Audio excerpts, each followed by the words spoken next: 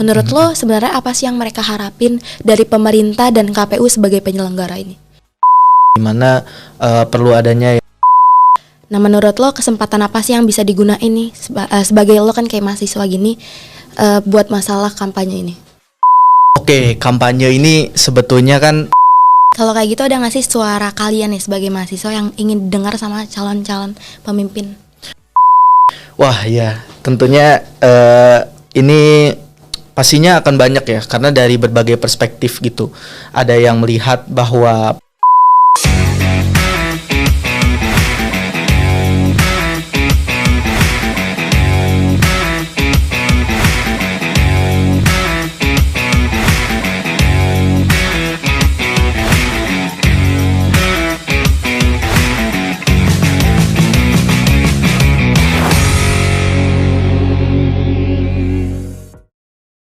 Halo teman-teman semua, balik lagi di podcast KPU RI spesial edisi Pemilih Muda. Dengan gue tentunya Roslita dari Universitas Mercu Buana. Di sini gue nggak sendirian, di sini gue ditemenin sama teman gue Russell dari Universitas Indonesia. Boleh perkenalkan dirinya, Sel? Oke, halo teman-teman yang menonton. Perkenalkan, nama gue Muhammad Russell Anggalsana, biasanya dipanggil Russell. Gue dari UI, mungkin itu ya perkenalan singkat. Nah, Sel, kabar lo gimana nih? Baik? Alhamdulillah aman-aman. Aman ya? Perjalanan ke sini juga aman? Aman, nggak macet, alhamdulillah. Kalau boleh tahu aktivitas atau kesibukan lo sekarang ini apa sih, Sel? Oke, jadi sebetulnya kalau aktivitas itu masih aktif di beberapa organisasi dan kepanitiaan. Kebetulan kalau gue itu backgroundnya lebih ke arah aktivisme HAM sih. Jadi kebetulan alhamdulillah diamanahkan saat ini untuk menjadi Vice Director atau Wakil Ketua dari Amnesty International Chapter UI. Jadi ini semacam organisasi yang foundernya itu dari Amnesty International. Biasanya itu ada di London di UK, yang akhirnya mereka membuka chapter di Indonesia dan akhirnya membuka juga ke kampus-kampus yang ada di Indonesia. Itu seputar bidang HAM juga sih, isu-isu HAM. Lalu selain itu gue juga aktif di Gerakan UI Mengajar.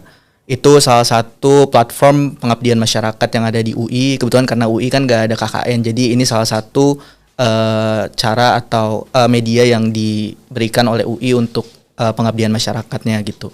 Lalu yang selanjutnya gue juga kebetulan lagi develop salah satu platform namanya youthpedia.id. Mungkin teman-teman boleh juga buat cek, kita ada di Instagram sama di YouTube, youthpedia.id. Itu salah satu platform kepemudaan yang tujuannya itu sebetulnya youth empowerment. Jadi gue di sini ingin memfasilitasi, mewadahi orang-orang muda yang ada di Indonesia untuk memberikan edukasi gitu, biar mereka aware, mereka itu sebagai orang muda itu mereka punya peluang gitu, mereka punya opportunity untuk bisa sukses, bisa memberikan perubahan buat sekitarnya. Jadi ya mohon doanya juga karena saat ini masih di develop sama gue sih. Jadi mudah-mudahan bisa secepatnya launching dan keluar juga nih banyak konten-konten di sana. Mungkin selain itu sih sebetulnya lebih ke arah PR sih aktivitasnya. Jadi ranahnya mungkin ke arah aktivisme HAM sama PR gitu Kak. Nah kan gue sempat tertarik banget sama youthpedia.id, apalagi lo foundernya gitu. Berarti di sana nanti anak muda bebas untuk menyuarakan suaranya gitu kan? Betul. Jadi itu salah satu harapan gue juga sebagai founder, di mana platform ini kan platform online, di mana kita melihat ada peluang di mana orang-orang muda ini menggunakan media sosial. Kita bisa encourage mereka supaya penggunaan media sosial ini tuh selalu ke arah yang positif. Dan tadi ya memberdayakan mereka, memberikan informasi bahwa kita mengedukasi nih anak-anak muda ini, mereka punya peluang, mereka bisa sukses dengan caranya masing-masing. Jadi itu juga salah satu yang ingin gua wadahi nantinya gitu Kak. Tapi kalau boleh tahu kenapa sih lo sebenarnya tertarik sama organisasi-organisasi yang udah lo sebutin tadi? Apa emang relate atau emang maksudnya sejalan sama visi dan misi lo gitu kan? Lo tadi bilang kalau lo fokus ke HAM dan segala macamnya. Betul. Jadi sebetulnya kalau background dari diri sendiri ya, pertama mungkin disclaimer dulu kalau gue ini bukan orang pintar, bukan orang yang punya kuasa, yang punya apa. Tapi di sini gue tuh punya hati dan punya kepedulian gitu Kak. Mungkin itu yang mendasari awalnya ya, dimana gue ngelihat ada potensi yang besar orang-orang muda yang ada di Indonesia, kalau kita lihat Gen Z sama milenial itu jumlahnya hampir setengah dari penduduk kita. Jadi ada juga isu-isu mengenai 2045 Indonesia Emas, ada bonus demografi, itu juga peran pemuda, orang-orang muda itu diperhitungkan di sana. Jadi gue melihat ada potensi yang besar, tapi kadang ada lack of orang-orang muda ini, entah itu mereka yang belum bisa menemukan jalannya atau belum adanya informasi yang memadai untuk mereka mengembangkan potensi mereka. Jadi disitulah gue mulai tergerak dan mulai peduli dengan berangkat dari situ sih sebetulnya, dari lingkungan dan juga rekan-rekan yang ada di sekitar kita, bahwa mereka juga membutuhkan, dan ketika gua mampu untuk mewadahi itu, memfasilitasi, ya why not gitu kan Kak. Nah kalau boleh tahu kan tadi kita udah ngomongin masalah kayak lo emang aktivis banget gitu kan. Kalau boleh tahu jurusan lo apa sih sebenarnya? Oke, sebetulnya ini yang mungkin kakak juga mungkin kaget ya, karena sebetulnya di UI itu gue jurusannya administrasi niaga, ya bisnis ya, adbis gitu. Cuma ya memang kalau dilihat ya backgroundnya bisnis, tapi kok punya ketertarikan atau malah ke arah HAM, ke arah aktivisme dan juga sosial gitu.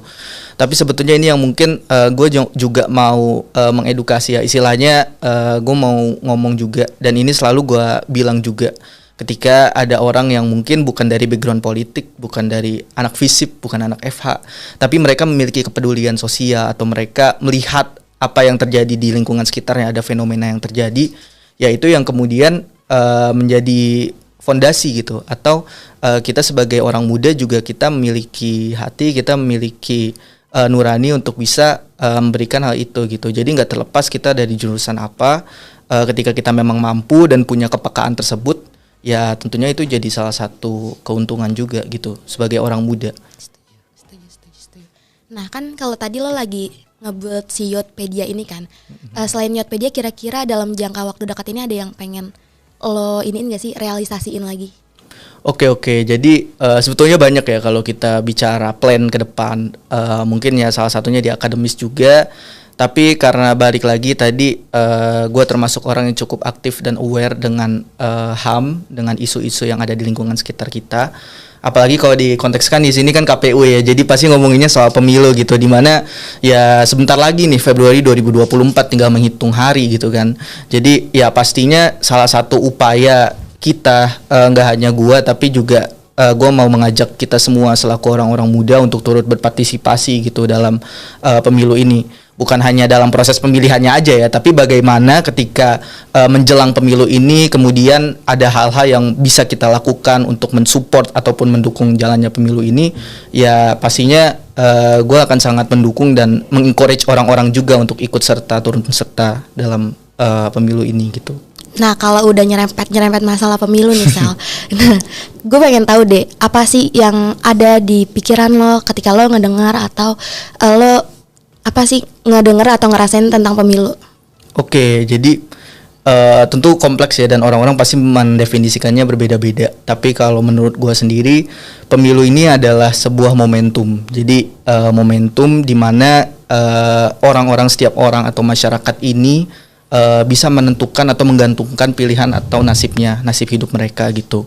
Momentum di mana mungkin orang-orang yang selama ini punya harapan, punya aspirasi, tapi masih ada gap nih, atau ekspektasinya belum bisa dipenuhi oleh pemimpin-pemimpin sebelumnya dalam jangka 5 tahun itu, mereka punya kesempatan untuk bisa mengubah itu. Mereka bisa memberikan perubahan dari hanya sekedar mencoblos atau memilih di pemilu ini gitu. Dan juga selain itu, ini juga salah satu aspek yang penting di mana pemilu ini sebagai wadah atau di mana kita juga punya hak gitu untuk memilih gitu. Itu salah satu aspek HAM yang paling dasar di mana kita bisa memilih, memberikan aspirasi kita kepada pemimpin kita, selaku ini mungkin pemerintah. Jadi memang momentum ini ya perlu untuk dicermati oleh setiap orang, dan tentunya akan berbuah hasil yang positif apabila memang kita mendukung dengan positif juga gitu. Betul, setuju banget. Karena menurut gue juga dengan adanya pemilu ini kita bisa benar-benar bisa memilih pemimpin yang sebenarnya baik menurut kita tuh gimana sih, yang buat kedepannya tuh visi dan misinya sejalan sama Indonesia, dan tentunya dia bisa ngebangun Indonesia buat jauh lebih baik. Betul. Nah kalau kayak gitu nih Sel, menurut lo Gen Z sekarang tuh melek gak sih sama yang namanya politik? Oke, ini mungkin sedikit luas ya pembicaraannya, karena memang kalau kita lihat dari fakta yang ada di lapangan, mungkin akan muncul istilah-istilah seperti apatis, seperti apolitis terhadap politik, dan itu terjadi gitu. Jadi kalau bisa dibilang kalau masalah melek ya mungkin informasinya ada dan mereka juga udah mulai aware gitu, karena saya yakin bahwa anak-anak muda yang ada di luar sana itu kaum intelek gitu, mereka pasti udah tahu, udah main gadget, udah dapat informasi dari manapun gitu. Tapi pertanyaannya adalah gimana mereka merespon atau menyikapi dari pemilu atau politik ini sendiri gitu. Kalau menurut saya itu ada beberapa hal yang membuat mereka menjadi apatis atau politis terhadap politik itu sendiri, anak-anak atau orang-orang muda ini. Pertama itu adalah sebetulnya kalau kita bicara lack of information itu bukan karena informasi yang nggak ada, tapi merekanya yang mungkin atau kita yang memang belum punyai kemauan ataupun ya tadi ya kemauan untuk mau melihat, mau membuka diri dan juga mau membuat politik ini tuh menjadi positif menurut mereka, dan itu juga dipengaruhi aspek yang kedua ini menurut gua, yaitu adanya pemikiran atau pola pikir bahwa politik ini tuh udah negatif gitu. Kayaknya udah umum juga dan awam juga, di mana banyak orang-orang yang malas berpolitik, malas untuk aware dengan politik itu akibat hal tersebut gitu, karena banyak oknum-oknum ataupun politik ini sudah dianggap sebagai hal yang negatif.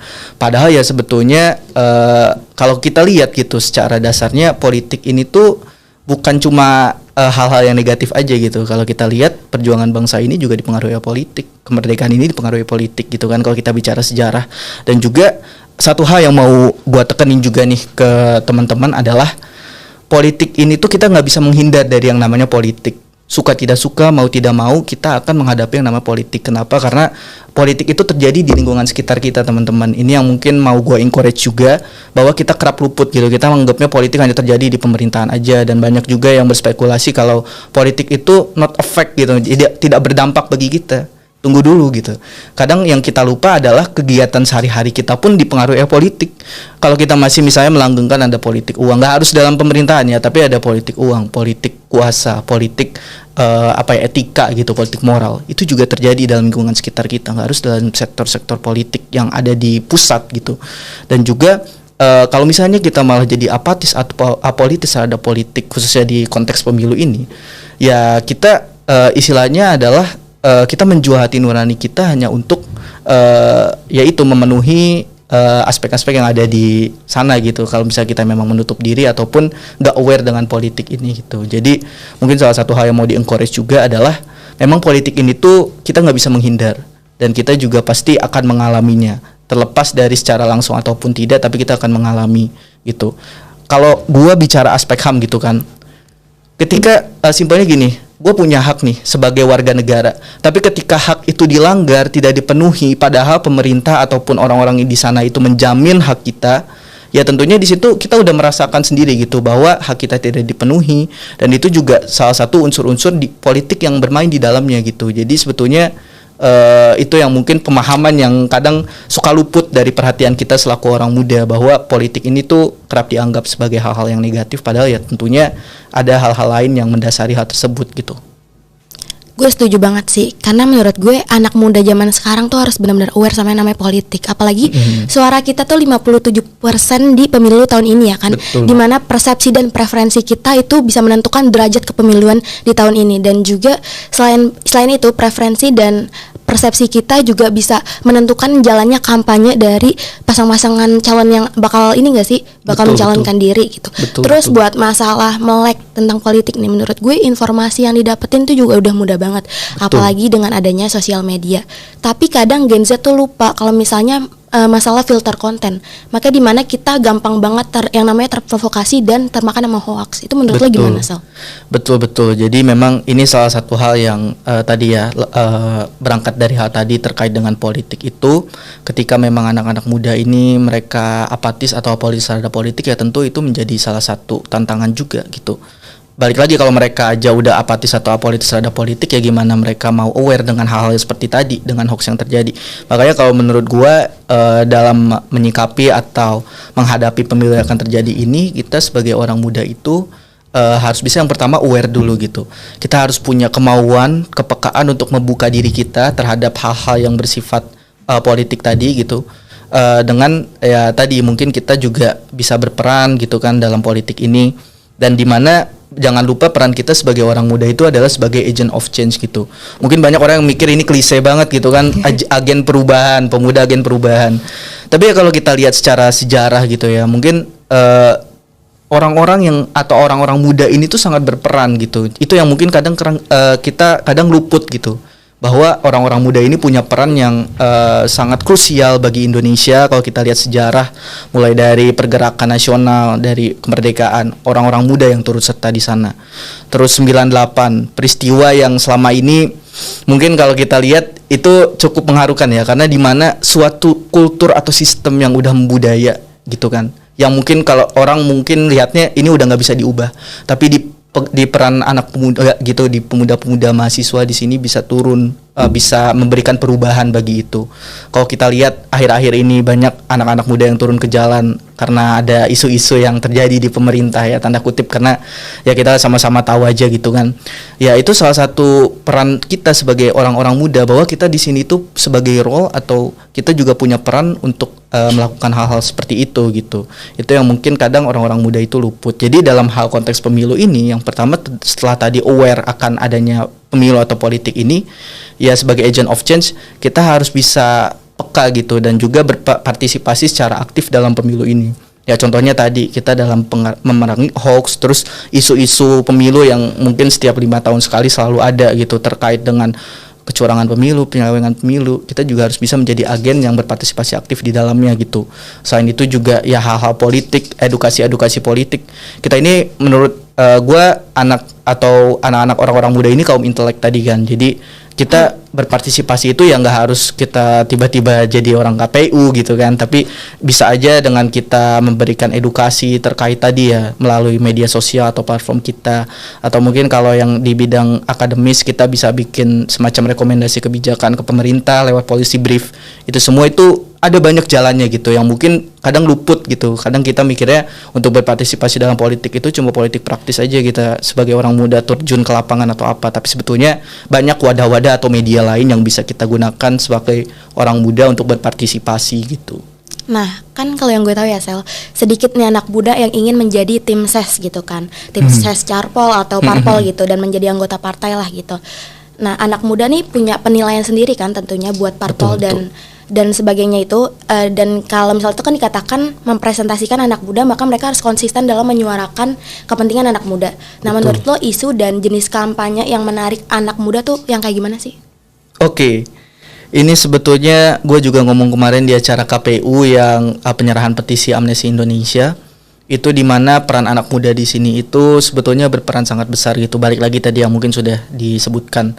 Kalau kita bicara mengenai tadi ya kampanye-kampanye gitu, menurut saya orang-orang muda ini udah mulai aware ya dengan sifat-sifat kampanye yang tanda kutip hanya bersifat gimmick atau janji-janji manis gitu. Menurut gua kita udah mulai aware lah, udah pada apa ya istilahnya, orang-orang muda ini udah percayalah dengan hal-hal seperti itu.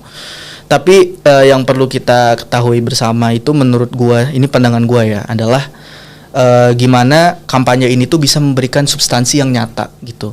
Gimana para calon-calon pemimpin ini, paslon atau capres-cawapres ataupun di legislatif ataupun pilkada-pilkades ini tuh bisa mewadahi kebutuhan ataupun keinginan dari para, ya mungkin kita konteksnya orang-orang muda kalau tadi ditanya orang muda, tanpa ini yang mungkin agak susah, yaitu terkait dengan kepentingan-kepentingan politik, conflict of interest.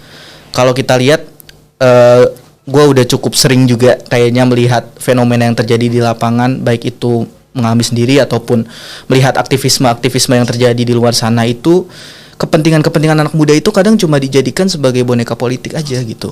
Memang kita dihadirkan dalam forum-forum yang diselenggarakan oleh pemerintah, kita dihadirkan dalam musrenbang, dalam berbagai kegiatan-kegiatan, tapi apakah itu berdampak, apakah emang tindak lanjutnya dievaluasi atau ditindaklanjuti oleh pemerintah, kan belum tentu gitu.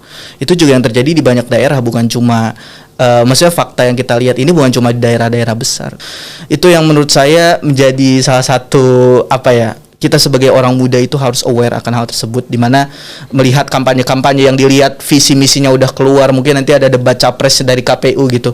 Itu menurut saya menjadi media, menjadi momentum dimana kita sebagai orang muda bisa selain aware tadi, kita bisa melihat apakah memang gagasan yang mereka berikan itu secara substantif tadi ya, balik lagi secara substansi itu memang bukan hanya gimmick tadi ya, tapi memang itu betul-betul untuk kebaikan atau ya untuk Indonesia gitulah, untuk masa depan Indonesia. Itu harapan kita semua sih, mungkin anak-anak muda, orang-orang muda yang ada di luar sana gitu.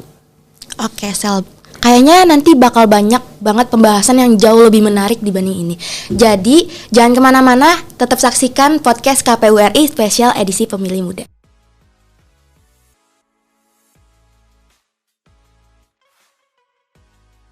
Halo teman-teman semua, balik lagi nih di podcast KPU RI spesial edisi Pemilih Muda. Tentunya dengan gue Roslita dan Russell. Oke, Sel. Kan tadi lo udah ngebahas masalah kayak daerah yang di luar Jakarta ya, kayak Papua segala macem gitu. Dan menurut lo juga mereka kan cuma dijadiin ajang kontestasi dan ladang suara gitu. Menurut lo sebenarnya apa sih yang mereka harapin dari pemerintah dan KPU sebagai penyelenggara ini? Oke. Jadi sebetulnya itu memang salah satu ironi, apalagi mungkin kalau di kalangan aktivisme HAM itu menjadi salah satu fenomena yang terus terjadi mungkin ya, apalagi kalau ada momentum atau fenomena pemilu seperti ini. Jadi memang kalau kita lihat mungkin yang banyak kena exposure-nya nih, yang kena paparan-paparan dari pemerintah ataupun dari penyelenggara pemilu itu hanya kota-kota besar saja. Jadi untuk daerah-daerah yang terpelosok, saudara-saudara kita yang ada di timur itu, kalau menurut pengakuan teman saya sih yang tadi itu Kak Marcel, beliau ini merasa kalau masih banyak gap-gap informasi yang terjadi di sana gitu, apalagi kalau melihat tadi ya dari orang-orang muda yang belum ada kesadaran ataupun masih apatis atau apolitis terhadap politik, terhadap pemilu, terhadap calon pemimpin. Itu menjadi salah satu concern juga gitu, dimana perlu adanya ya balik lagi mungkin ada peran serta dari berbagai pihak komponen untuk mendukung pemilu ini, baik itu dari proses sosialisasinya, lalu proses ketika terjun ke lapangannya, memberikan informasi-informasi tersebut itu juga menjadi penting gitu. Dan juga kalau tadi ya konteks Papua itu sebetulnya ini yang kerap luput sih kayaknya menurut gua, itu terkait dengan bagaimana pemerintah itu merespon suara mereka gitu. Tadi mungkin sudah di-mention juga ya, ada masyarakat Papua ini kadang hanya dilibatkan dalam pemilu ini itu dalam kontestasi politik aja gitu, dalam kepentingan-kepentingan pemimpin-pemimpin, adanya konflik of interest di sini. Padahal sebetulnya anak-anak muda Papua itu mereka sangat betul-betul punya harapan terhadap pemerintah. Tapi ya karena adanya stigmatisasi tadi, adanya politik-politik negatif yang terjadi di sana, menurut pengakuan Marcel ini banyak orang-orang muda Papua yang akhirnya itu menjadi mager gitu, menjadi malas, dan akhirnya menjadi muncul atau timbul ketidakpercayaan terhadap pemerintah gitu. Sebetulnya ini menjadi tanggung jawab kita bersama ya, mungkin bukan hanya pemerintah yang ada di sana yang mungkin punya kebijakan, bukan hanya perannya KPU sebagai penyelenggara pemilu, tapi juga kita sebagai anak muda juga bisa turut serta berpartisipasi gitu. Yang pasti tadi yang sudah sempat disampaikan juga terkait kepekaan kita, gimana kita bisa aware terhadap adanya politik yang terjadi ini, dan bagaimana kita bisa menyikapinya dengan positif gitu. Jangan sampai anak muda, kaum intelek itu kemudian tidak bisa mentransmisikan energi kita sebagai orang muda gitu, istilahnya mudah diiming-imingi, mudah kena gimmick, lalu tidak pintar dalam bermedia sosial gitu, terkena informasi-informasi atau isu-isu hoax seperti itu juga perlu untuk diantisipasi oleh kita semua gitu. Jadi ya itu harapan kita bersama tentunya ya untuk kesuksesan pemilu nantinya. Nah, kalau ngomongin masalah pemilu kan nggak jauh dari yang namanya kampanye nih. Nah, kan kita lagi berada di tahapan kampanye ya, Sel.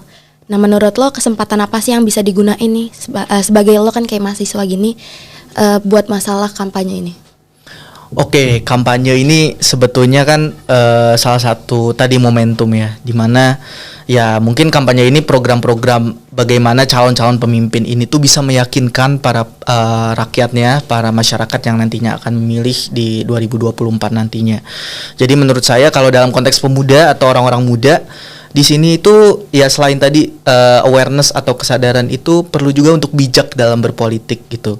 Itu yang mungkin kerap luput dan apa ya istilahnya menjadi salah satu ironi juga ketika banyak orang-orang muda yang malah memanfaatkan situasi politik ini itu dengan tidak mendukung ataupun tidak positif gitu. Banyak yang skeptis, banyaknya tadi yang apatis atau apolitis. Lalu banyak juga yang termakan dengan hal-hal negatif, isu-isu dari oknum-oknum yang tidak bertanggung jawab terkait dengan pemilu ini.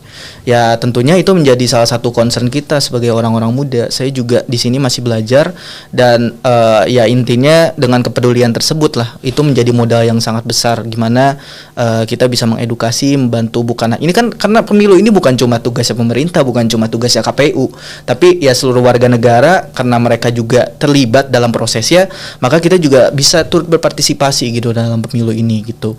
Dan juga kalau mungkin salah satu materi dari kampanye itu debat capres yang juga sudah diumumkan ya tanggalnya oleh KPU, itu menurut saya juga momentum yang tepat gitu untuk mengkritisi atau melihat bagaimana calon-calon pemimpin ini bisa berkomitmen terhadap masyarakat, terhadap orang-orang muda. Bagaimana harapan kita sebagai orang muda, suara kita bisa didengar, bisa dipertimbangkan, tidak hanya sebagai formalitas belaka tapi juga ya suara kita didengar dan ditindaklanjuti. Itu yang paling penting sebetulnya. Bukan hanya ya oke, mereka menghadirkan orang-orang muda sebagai ya mungkin propaganda politik atau kepentingan politik, tapi suara kita nggak benar-benar didengar. Itu yang menjadi salah satu concern juga, di mana ya kampanye, di mana mereka menyuarakan visi misinya, lalu debat capres yang nantinya akan melihat bagaimana komitmen mereka, itu harus dimanfaatkan oleh orang-orang muda untuk peka, untuk melihat bagaimana situasi yang terjadi dan memilih tentunya pemimpin, calon-calon pemimpin di masa depan nantinya. Tuh. Setuju. Kita emang bener sih harus melek ya kan namanya politik.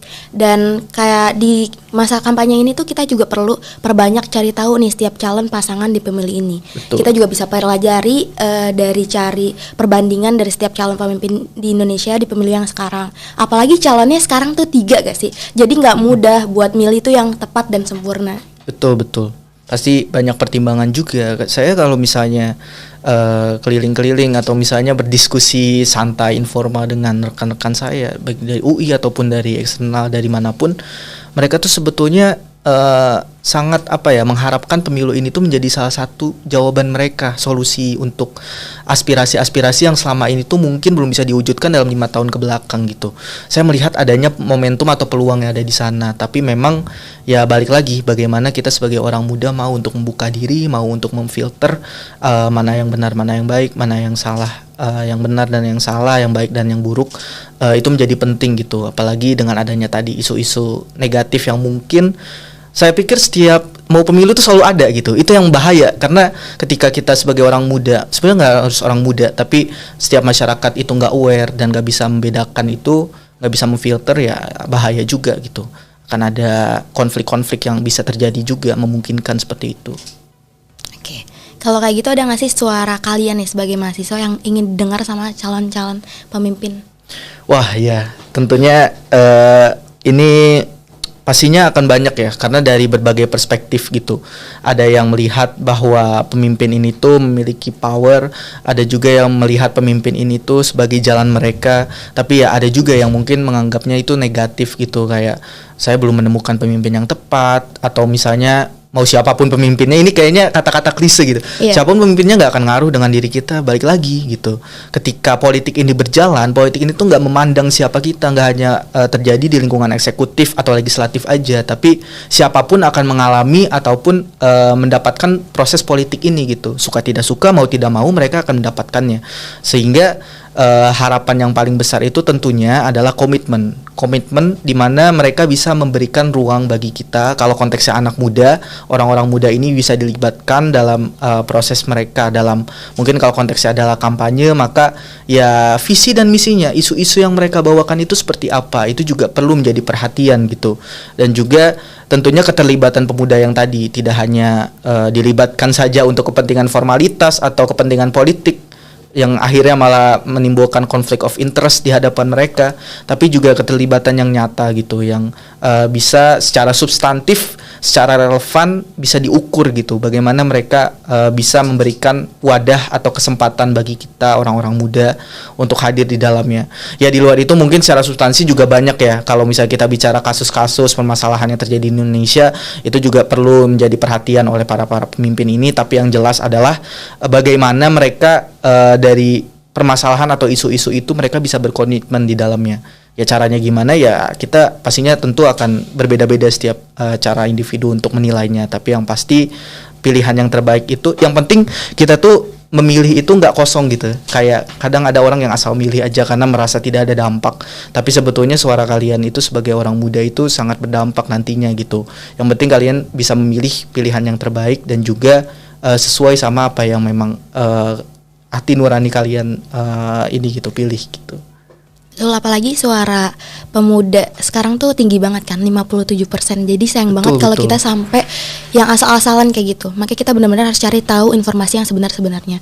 Dan kalau misalnya ditanya tentang harapan kita ke depannya, ya pasti kita pengen gak sih punya resolusi pemimpin yang emang benar-benar membangun Indonesia tuh dalam jangka waktu yang panjang gitu.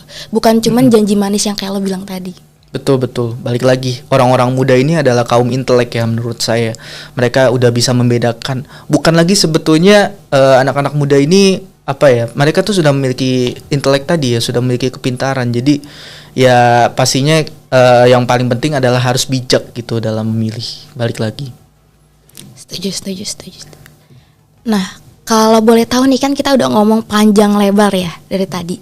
Lo udah tahu belum sih siapa yang lo mau pilih, dan lo udah tahu belum sih TPS yang bakal nanti jadi tempat penyoblosan lo tuh di mana? Oke, kalau siapa yang mau milih tentunya ya itu informasi pribadi. Tapi ya tentunya ya sudah ada lah pilihan-pilihan yang tentunya dilihat secara objektif. Kita melihat bagaimana mereka secara substansinya, bagaimana mereka bisa berkomitmennya, itu sudah ada. Dan iya tadi ya yang saya coba encourage juga ke orang-orang. Dan juga terkait dengan TPS saya sudah tahu, tapi mungkin ini yang kayak orang-orang juga banyak yang belum tahu ya mungkin, karena informasinya juga saya pribadi pun baru akhir-akhir ini gitu dapatnya. Apalagi untuk pemilih-pemilih pemula yang belum tahu gitu. Nah, buat teman pemilih nih, bisa banget nih cek di dptonline.kpu.go.id. Itu lu gampang banget, cuman masukin nick supaya lu tuh tahu lu udah menjadi terdaftar atau salah ya. Oke. .go.id ya. Rolling aja terus. Oke. Nah nih Sel, buat lo dan teman-teman pemilih ada informasi nih, gimana sih caranya supaya lo tahu lo milih di TPS mana, lo udah terdaftar atau belum. Lo tuh bisa banget cek di dptonline.kpu.go.id gitu. Itu gampang banget lo cuma tinggal masukin nick dan lo tahu informasi di dalam sana. Selain itu juga lo bisa chat buat WhatsApp KPU RI di 081 1202 4214. Terus selain itu lo juga bisa search atau find channel WhatsApp KPU RI untuk mendapatkan informasi seputar kepemiluan. Gitu sih Sel. Sebetulnya sejujurnya itu adalah informasi baru buat saya. Dan mungkin ini yang mungkin saya izin menambahkan juga ya, karena kebanyakan dari kita mungkin kalau dalam konteks orang-orang muda banyak yang menjadi pemilih pertama gitu. Dan informasi-informasi seperti itu sebetulnya sangat krusial gitu bagi kita. Banyak orang yang mungkin lupa, mereka terlalu sibuk ngomongin mau milih siapa sih, calonnya siapa, substansi calonnya itu siapa. Tapi sebetulnya hal-hal yang lebih mendasar, yang lebih basic seperti itu tuh salah satu hal yang perlu untuk diperhatikan gitu. Saya jujur aja ya, saya kalau nggak diundang ke podcast KPU ini karena saya pemilih pertama gitu. Ini tahun pertama saya dalam menyuarakan hak pilih saya. Dan ketika saya nggak diundang ke KPU ini, sebetulnya saya belum tahu gitu alurnya seperti apa. Apakah saya harus datang dulu ke TPS, maksudnya bisa langsung datang ke TPS atau saya harus registrasi dulu. Lalu saya juga kan sekarang berdomisili di Jakarta ya, di Depok. Tapi sebetulnya saya bukan berasal dari sana. Dan apakah pemilihannya itu bisa berganti gitu TPS-nya, hal-hal seperti itu yang menurut saya perlu untuk diedukasi ya. Tentunya itu peran kita bersama, tidak hanya KPU. Mungkin KPU di sini yang menjadi leader, tapi tentunya sebagai orang-orang muda kita juga harus aware terhadap itu. Jangan cuma fokus ke debat capresnya tentang calonnya mau pilih siapa, tapi ya kalau informasi terkait pemilu yang tadi disampaikan itu saya juga baru tahu loh ada chatbot, ada aplikasi untuk mengecek itu, dan mungkin itu yang harus untuk disosialisasikan kepada setiap masyarakat, kepada orang muda, supaya kita nggak cuma ya tadi ya, kita harus aware terhadap sistematika dari pemilu ini sendiri gitu. Ya sebenarnya emang KPU tuh sangat memfasilitasi berita atau seputar kepemiluan gitu, dari mekanismenya segala macam, dan itu lo bisa juga lihat tuh di sosial media KPU RI gitu sih Sel. Terus kan misalnya masalah tadi ya, apa namanya, lo domisili di mana tapi lo pengen pindah TPS gitu. Nah KPU juga tuh turun ke jalan loh, dia tuh ngebuka booth di CFD, dan di sana lo bisa ngambil formulir dan segala macamnya. Wah, keren juga tuh. Jadi pastinya ini informasi yang sangat berharga ya. Jadi pastinya KPU di sini juga akan memberikan yang terbaik buat ini ya. Ini karena saya bukan ini ya, bukan orang KPU. Jadi saya yang dengernya tuh kayak benar-benar amazed aja gitu. Ternyata KPU di sini juga bukan cuma menyediakan misalnya TPS aja, tempat buat nyoblosnya, tapi juga memfasilitasi informasi tadi yang tentunya sangat penting, krusial buat kita semua. Iya, makanya kan kadang tuh kalau kita lihat ya, kan emang sekarang kan serba online segala macam. Tadi ada DPT online juga segala macam, dan di sini KPU juga memfasilitasi yang offline dengan cara but tadi, karena biar informasinya ini menyebar secara rata ya nggak sih, buat kaum yang mungkin emang nggak melek sama yang namanya gadget gitu. Betul. Karena ya itu yang mungkin orang kerap luput ya. Baru nanti mau dekat-dekat pemilu bulan Februari, bingung nih. Ini saya langsung datang aja ke TPS atau gimana? Apalagi tadi kalau kita melihat Gen Z dan juga milenial yang jumlah pemilihnya itu terbanyak dibanding generasi yang ada di atasnya, ya pasti akan sangat berpengaruh gitu suaranya. Kalau mereka aja masih bingung atau masih belum tahu bagaimana caranya, ya itu yang bahaya gitu kan. Istilahnya seperti itu. Oke Sel, kayaknya kita udah di ujung acara ya. Gue sebelumnya makasih banget buat lo udah mau hadir di sini, dan banyak banget insight yang lo kasih buat kita semua. Lo keren banget sih. Terima kasih banyak. Ya mudah-mudahan ya ini salah satu tujuan saya juga lah untuk kesini bisa memberikan ya pemahaman saya gitu. Saya bukan orang pintar, balik lagi saya disclaimer dulu, saya bukan orang pintar, bukan orang punya kuasa, bukan orang KPU, tapi memang saya punya kepekaan, saya istilahnya punya hati dan ingin memberikan apa yang menjadi concern saya kepada publik gitu. Nah, kayaknya kita udah sampai di penghujung acara nih Sel. Gue thank you banget ya lo udah mau hadir di sini buat bagi pengalaman lo, insight-insight baru yang gue benar-benar dapat banget dari lo gitu. Makasih banget. Terima kasih banyak. Nah, sebelum ini lo ada nggak sih closing statement buat kita semua? Oke, jadi mungkin tadi udah panjang lebar ya di bagaimana pemilu ini sangat berdampak gitu bagi masa depan Indonesia. Menjadi salah satu momentum yang sangat menjadi perhatian dan perlu menjadi perhatian kita semua gitu. Yang pasti kalau harapan ya, mungkin harapan saya itu yang pasti kita sebagai orang-orang muda itu harus percaya sama diri kita, harus aware, dan juga harus tahu posisi diri kita itu seperti apa sebagai seorang orang muda gitu. Tadi juga saya sudah jelaskan gimana awareness akan pemuda ini memberikan banyak pengaruh gitu. Pemuda ini memiliki peran yang sangat krusial bagi bangsa ini kalau kita lihat dari sejarahnya tadi, dan juga kalau kita melihat masa depan gitu kan, 2045 Indonesia emas, adanya bonus demografi yang akan dipenuhi oleh orang-orang muda. Saya sebetulnya sangat mengharapkan hal tersebut bisa terjadi, tapi sebetulnya yang kita kerap luput, kadang orang-orang itu membicarakan bonus demografi ini hal-hal yang positifnya aja, tapi sebetulnya ada hal-hal negatif apabila memang bonus demografi ini tidak dibarengi dengan kondisi dari pemudanya itu sendiri yang terkualifikasi gitu. Dalam artian ya tadi mungkin pemuda yang memang secara substansinya kaum-kaum intelek, tapi kalau tidak dibarengi dengan melek politik tadi ya, dengan adanya awareness terhadap politik, ya sama aja nanti siapa yang akan memimpin di pemerintahan itu kan akan menentukan gitu. Lalu yang selanjutnya saya juga mengharapkan tentunya peran serta dari KPU di sini, di mana KPU ini kan salah satu lembaga yang punya peran yang sangat krusial gitu bagi pemilu ini gitu. Dengan asasnya yang independen, yang luber jurdil itu tentunya itu harus berjalan sesuai sebagaimana mestinya gitu. Jangan sampai adanya isu-isu dari oknum-oknum yang tidak bertanggung jawab, isu-isu negatif ini yang sepertinya setiap tahun selalu ada itu akan membuat masyarakat menjadi malas ataupun jadi mager untuk memilih gitu. KPU di sini punya peran yang sangat penting, dan juga harapan saya itu bisa menciptakan tadi ekosistem ataupun ruang aman dalam pemilu ini untuk setiap warganya bisa memilih gitu. Dan pastinya ya terakhir dari kita sebagai orang-orang muda juga harus bisa mendukung jalannya pemilu ini dengan memberikan apapun yang kita punya, nggak harus kita terjun langsung ke lapangan, nggak harus jadi petugas KPU, harus di TPS gitu, tapi dari apapun kita sebagai mahasiswa, sebagai orang-orang muda, kita bisa berpartisipasi. Contohnya tadi misal akademik, kita bisa buat rekomendasi kebijakan, policy brief, kita bisa buat kajian, bikin survei.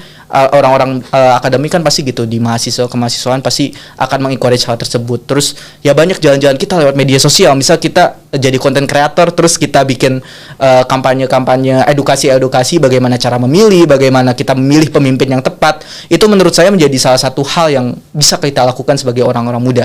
Yang pasti jangan apatis, jangan apolitis, dan harus peka terhadap adanya dinamika ataupun kontestasi pemilu ini, supaya menghasilkan pemilu yang sebagai ini kan pesta demokrasi terbesar di Indonesia gitu. Sehingga apabila bisa dimaknai, dimanfaatkan dengan positif, tentunya akan sangat bermanfaat bagi masa depan Indonesia ke depannya. Oke, kalau gue simpulin dari closing statement lo, intinya kita sebagai anak muda memiliki peranan yang besar, dan dimana kita nggak boleh nutup mata tentang politik. Ya betul sekali. Nah, kita bisa banget dapatin informasi seputar kepemiluan di podcast KPU RI lainnya. Podcast KPU RI, terdepan bicara kepemiluan.